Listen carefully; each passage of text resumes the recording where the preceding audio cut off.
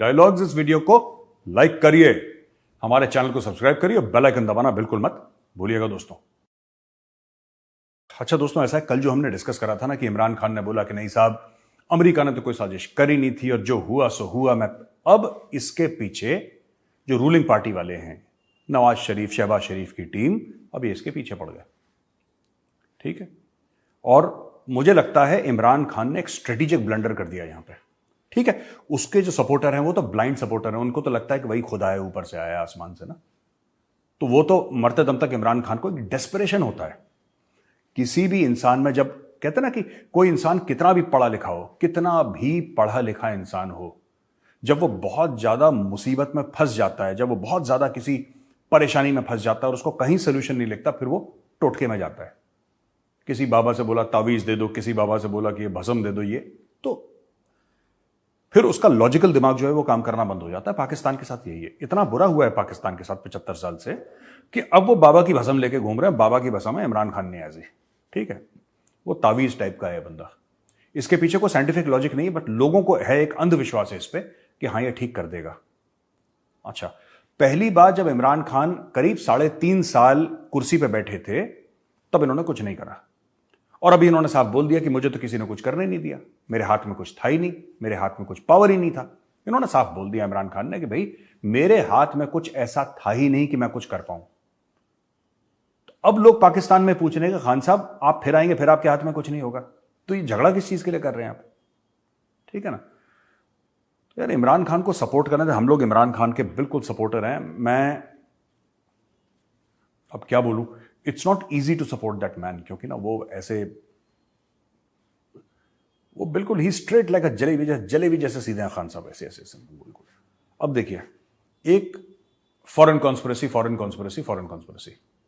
अब मैं बताता हूं 2-3 बातें, फिर मैं मुद्दे पे आऊंगा। ठीक है, खान साहब ने बोला यार कि ना अमेरिका की साजिश है, मुझे प्रधानमंत्री की कुर्सी से निकाल दिया, अमेरिका की साजिश है। चलो ठीक है, अमेरिका की साजिश है। फिर उन्होंने यह बयान दिया कि साहब मेरे हाथ में तो कुछ था ही नहीं, कोई पावर ही नहीं था, 3.5 साल में प्रधानमंत्री था, असली पावर तो फौजी जर्नलों के पास था, मेरे पास तो कुछ था ही नहीं। यह भी बात समझ में आ गई। फिर इमरान खान ने बोला कि अमेरिकन ने मांगा ड्रोन का बेस, मैंने बोल दिया एब्सोल्युटली नॉट, इसलिए अमेरिकनों ने साजिश करके मुझे निकाल दिया। अब खान साहब आप ना थोड़ा सा या तो मुझसे बात कर लें, तो मैं आपके लिए, ये जब आप ये डब्बू टाइप के अनपढ़ जाहिल लोगों के साथ आप बैठेंगे तो ये आपको ऐसी गोल गोल जलेबी की तरह घुमाएंगे। ठीक है ना, ये ऐसे इन लोगों के बस का नहीं है कुछ। They are people of low calibre, इनका कैलिबर नहीं है, इनका दिमाग नहीं है। ठीक है, मैं आपको बताता हूं खान साहब, अगर आप ये कहते हैं कि 3.5 साल आपके हाथ में कुछ था ही नहीं, तो ये बात तो पीटीआई को भी पता है, ये तो बात आपकी सरकार को भी पता है, और जो सीआईए वाले हैं, जो अमेरिका का खुफिया इदारा है सीआईए, इंटेलिजेंस एजेंसी जो है, उसको पता फिर सभी को होगा जब आपके हाथ में कुछ नहीं है। ये बात ढकी छुपी तो रहती नहीं खान साहब। तो अगर आपके हाथ में कुछ था ही नहीं 3.5 साल जब आप प्रधानमंत्री थे पाकिस्तान के, तो फिर आपको अमेरिका निकालता क्यों? उनकी भला से आप 100 साल तक प्रधानमंत्री रहे पाकिस्तान के, अमेरिका आपको निकालता क्यों खान साहब? आप सोचिए जरा, दिमाग लगाइए इस पे अपना खुद का। ये डब्बू वाला दिमाग नहीं, फवाद चौधरी वाला, उसके पास है ही नहीं, उसका तो माला ही ऊपर वाला खाली है। मैं आपकी बात कर रहा हूं, आप अपना दिमाग लगाइए। You are an intelligent person, आप घूमे हैं, आपने दुनिया देखी है, ठीक है ना। डब्बू तो पंजाब के बाहर नहीं गया कहीं। मैं आपसे एक बात पूछता हूं खान साहब, आप खुद कहते हैं आपके हाथ में कुछ नहीं है, जब आपके हाथ में कुछ है ही नहीं तो अमेरिकन आपके पीछे पड़ेंगे क्यों? अमेरिकन तो उसके साथ डील करते ना, या उसको कुर्सी से हटाते, उसकी सत्ता छीनते, उसकी सरकार गिराते जिसके हाथ में कुछ था और जो उनको नुकसान करता। आपके हाथ में तो ना भला करना था उनका, ना उनका बुरा करना था। तो फिर आपने बोला कि ये इंपोर्टेड हुकूमत नामंजूर और अमेरिका की साजिश नामंजूर और बाजवा गद्दार। अब ये बात कुछ समझ में नहीं आई। आप खुद को कॉन्ट्रडिक्ट कर रहे हैं और हमारे लिए आप काम बड़ा। मुझे इंडिया में लोग पूछ रहे हैं कि साहब हमने तो साउथ अफ्रीका से भी बोल दिया अपने रिश्तेदारों को, हमने दुबई में भी बोल दिया, हमने कहीं कहीं बोल दिया, कहां पे कोई यूरोप में बैठा है, कोई कहीं बैठा है, अमेरिका में बैठा है, कनाडा में। ऑस्ट्रेलिया न्यूजीलैंड में बैठे हमने तो लोगों को बोला कि जितना हैसियत के हिसाब से खान साहब को पैसा दो, खान साहब तो रोज अपने बयान बदल रहे हैं। और देखिए ना, अगर उनको ड्रोन बेसिस चाहिए अमेरिकन को, तो अमेरिकन को पता है कि उनको जनरल बाजवा से बात करनी है, वो आपसे बात क्यों करेंगे? खान साहब आपको तो पता भी नहीं लगेगा।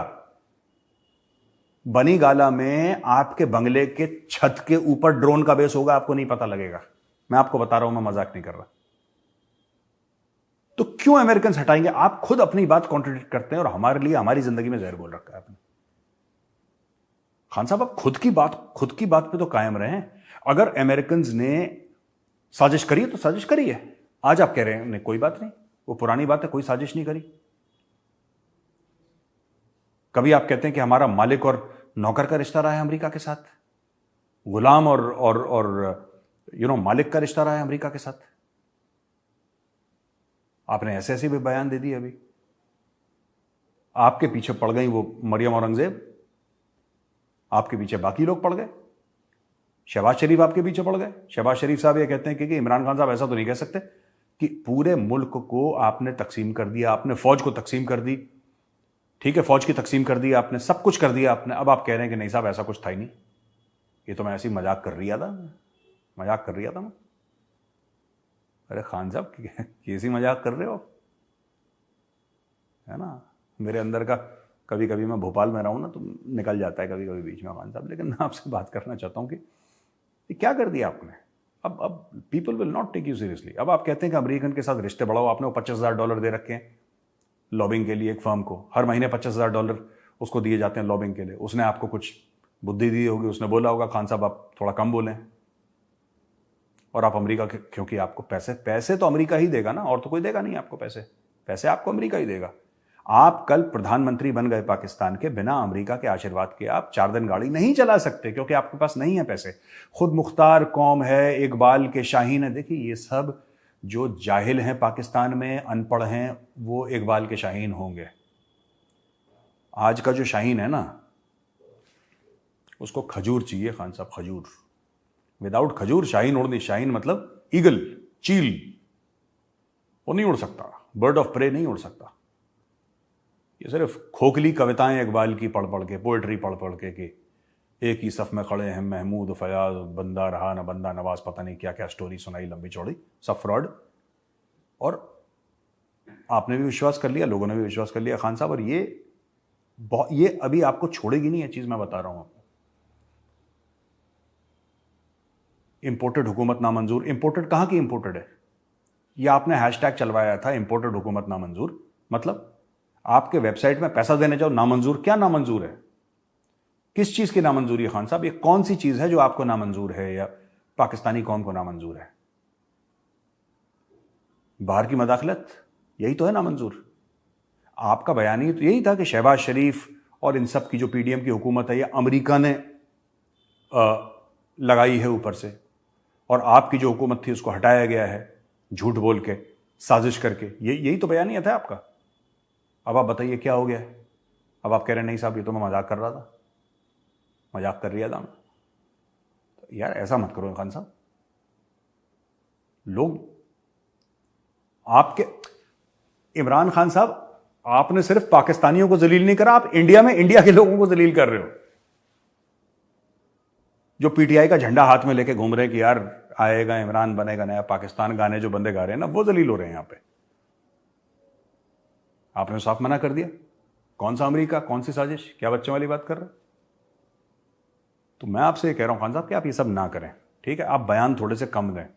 आपको लगता है, देखिए मीडिया है, मैं मीडिया में खुद काम करता हूं खान साहब, और मेरा एक छोटा मोटा एक प्लेटफॉर्म भी है, बहुत छोटा है, ARY से तो बहुत छोटा है। तो खान साहब मेरी आपसे रिक्वेस्ट है, देखिए मीडिया जो है ना, दो मुंहा तलवार है। मीडिया के दो मुंह होते हैं, ये इस तरफ भी काटती है और उस तरफ भी काटती है। आपको लगता है आप लोगों के दिल में बस जाएंगे और एक इनकलाब ले आएंगे आप पाकिस्तान में मीडिया के थ्रू। ऐसा होता नहीं है। इट्स नॉट दैट ईजी, ठीक है ना खान साहब?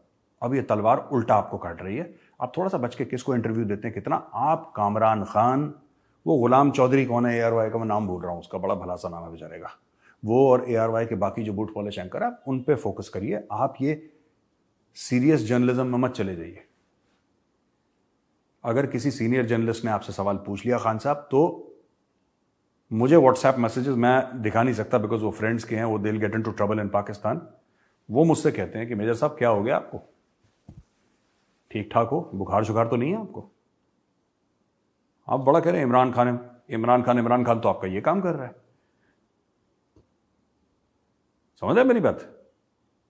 अब दोस्तों मैं दूसरे पॉइंट पे आता हूं। मैं इमरान खान जी को तो मैं रोज समझाता रहूंगा, ठीक है, पाकिस्तान के बाबा कौम है ये, तो मैं इनको तो समझाता रहूंगा। अच्छा, ये पाकिस्तान का एक और है कि 5 year CDS widens to 64.19%।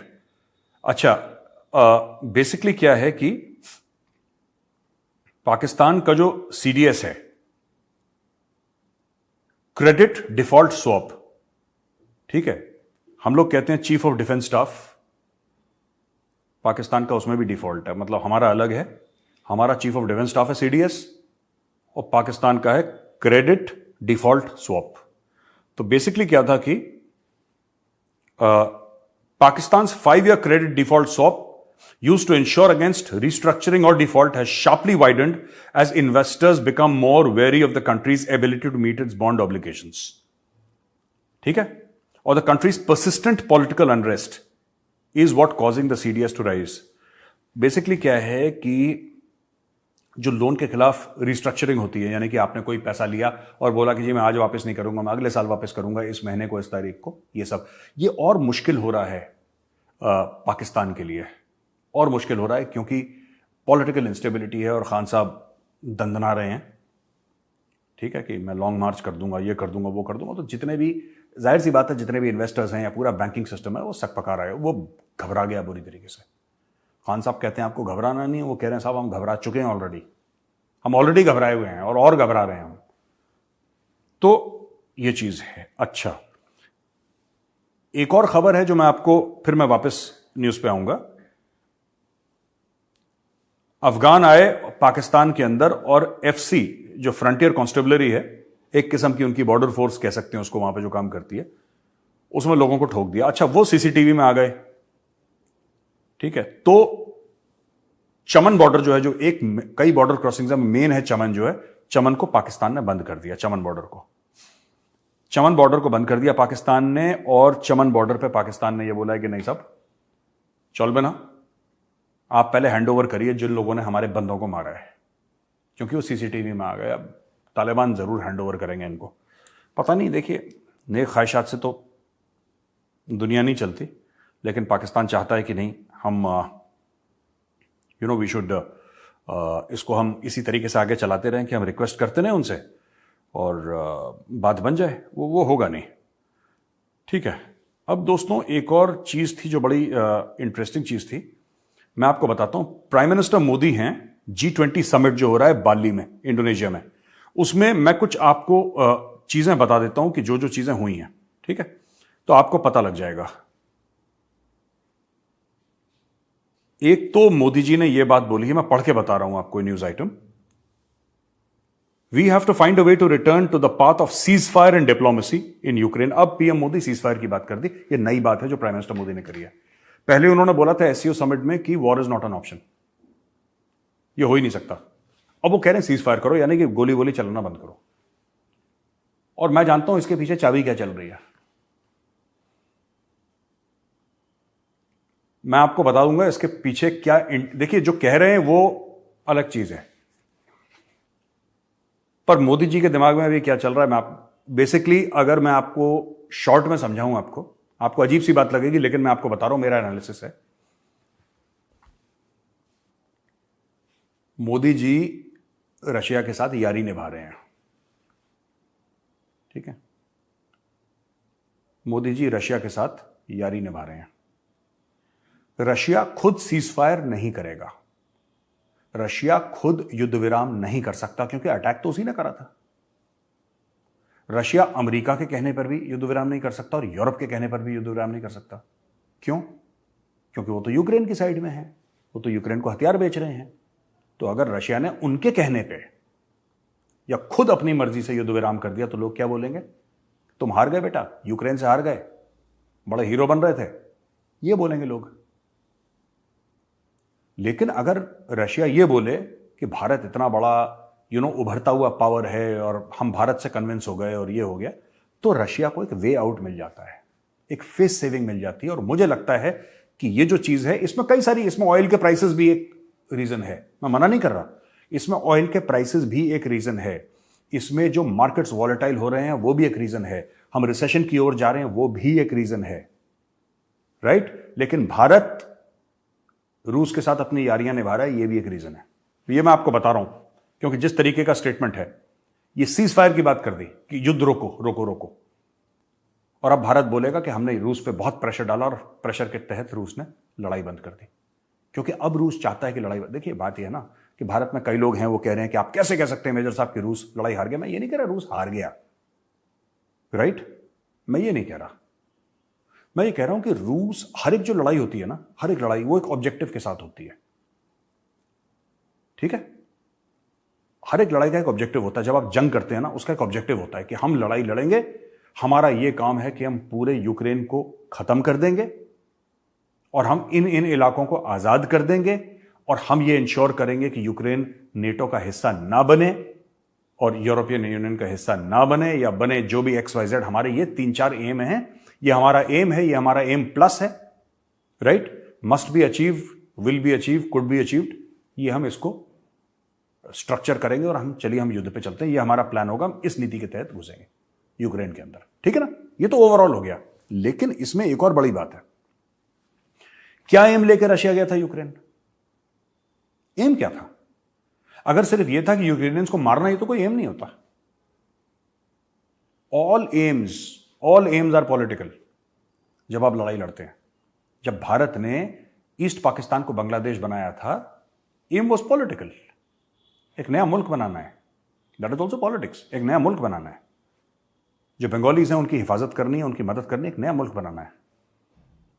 We cannot have Pakistan to the east and Pakistan to the west, so today we have Bangladesh to the east and Pakistan to the west. ये एक एम था, उसके बाद स्ट्रैटेजी बनती है, फिर नीचे टैक्टिक्स आते हैं, but overarching aim is political. यहां पे एम क्या है, रशिया का एम क्या था, तो ये हमें सोचने की जरूरत है। सीजफायर एंड डिप्लोमेसी की मैंने बात बता दी।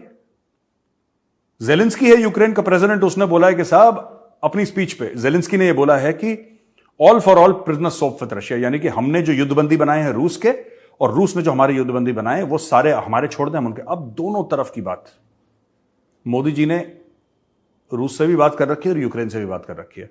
एंड बहुत कम कंट्रीज हैं दुनिया में, very few countries in the world, very few, इक्के दुक्के गिन लो, जिनसे दोनों मुल्क बात कर रहे हैं, वरना यूक्रेन रशिया की लड़ाई ने पूरी दुनिया को डिवाइड कर दिया है, ठीक है। अच्छा, 2-3 बहुत अच्छी बातें करी मोदी जी ने, और मुझे लगता है कि ये बिल्कुल ठीक डायरेक्शन में है, आई लाइक दिस। उन्होंने बोला 2030 तक आधी हमारी इलेक्ट्रिसिटी जो होगी, यानी कि अगले 8 साल में भारत में जो इस्तेमाल करी बिजली होगी वो रिन्यूएबल सोर्सेस से जनरेट होगी, जिसमें विंड आ जाता है, जिसमें सोलर आ जाता है, जिसमें और भी तरीके आ जाते हैं जो कि रिन्यूएबल एनर्जी है, जिससे कि कोई कार्बन एमिशन नहीं होते, जिससे हम ये कह सकते हैं, ठीक है ना। और ये भी बोला है कि एक बड़ी, उन्होंने चेतावनी तो नहीं कहूंगा, लेकिन मोदी जी ने बड़ी प्यारी बात बोली है और दुनिया के मुंह पे बोली है, ठीक है। उन्होंने बोला है कि India's energy security is also important for global growth. देखिए, भारत की जो एनर्जी सिक्योरिटी है, भारत को सस्ती रिन्यूएबल एनर्जी मिलती रहे, ये दुनिया के लिए अच्छा है, क्योंकि भारत दुनिया की सबसे तेजी से बढ़ती हुई इकोनॉमी है, right. We must not promote any restrictions on supply of energy and stability in energy markets should be ensured। यानी कि कोई भी चीज हो जिससे एनर्जी मिलती रहे, उस पर रिस्ट्रिक्शन नहीं होना चाहिए, उस पर रोक टोक नहीं होनी चाहिए। क्योंकि आज की तारीख में जब अमेरिका का हाल खराब है, जब रूस का हाल खराब है, जब चीन की इकोनॉमिक ग्रोथ का हाल खराब है, भारत एक अकेला मुल्क है पूरी दुनिया में जो कि ग्रोथ इंजन जो है दुनिया का। अब भारत फास्टेस्ट ग्रोइंग इकोनॉमी, और भारत पे दुनिया भर के रिसेशन का इतना फर्क नहीं पड़ा। India is doing a fairly good job out of it. But ये फेयरली गुड जॉब जो इंडिया कर रहा है, ये तभी तक संभव है जब तक हमें एनर्जी मिलती रहे। मुफ्त पाकिस्तान की तरह मांग तो नहीं रहे किसी से मुफ्त, हम कह रहे तुम्हें पैसे देंगे, जो तुम्हें पैसे चाहिए, जो तुम्हारा मार्केट रेट है, हम देने को तैयार हैं खुशी खुशी, क्योंकि पैसे की कमी नहीं है। लेकिन जो एनर्जी है आज की तारीख में भी, जो फॉसिल फ्यूल की एनर्जी, वो तो बाहर से आती है, तो इसमें आप रोक टोक ना करें। फूड सिक्योरिटी की बात करी मोदी जी ने, ठीक है। जिसको हम लोग कहते हैं नॉन ट्रेडिशनल सिक्योरिटी। एक तो सिक्योरिटी से आप समझते हैं कि ये आर्मी, नेवी, एयरफोर्स, ये तो ट्रेडिशनल सिक्योरिटी अपरेटस हो गया। एक नॉन ट्रेडिशनल सिक्योरिटी है एनर्जी सिक्योरिटी। हर घर बिजली आए, हर गाड़ी में तेल डले, इकोनॉमी चलती रहे, हर थाली पे खाना हो, रोटी हो, फूड सिक्योरिटी, राइट। इन सब के बारे में अच्छा, सप्लाई चेन ऑफ मैन्योर यानी खाद और फूड ग्रेन्स के बारे में पीएम मोदी ने G20 समिट बाली में जो हुआ था, उन्होंने बोला कि आज की खाद की कमी